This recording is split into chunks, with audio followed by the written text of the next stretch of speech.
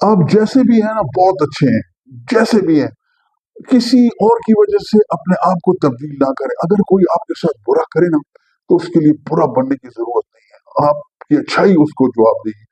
इस्लाम तो हमें इस चीज की तलकीन करता है, कुरान में भी है, हदीस मुबारक में भी है, बल्कि बाकी किताबों में भी जो दूसरे मज़ाहिब की हैं।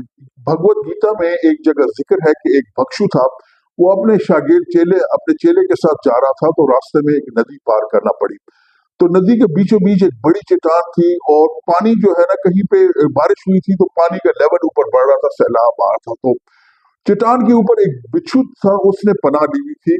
पानी का लेवल ऊपर आ रहा था, तो लगता था कि कुछ ही देर में वो डूब जाएगा। तो भक्षु ने क्या किया कि उस बिच्छू को अपनी हथेली पे उठा के रखा, ताकि दरिया के दूसरे किनारे में जाके उसको छोड़ आए। तो जो ही उसने उसको हथेली पे रखा, तो बिच्छू ने उसको डंक मारा।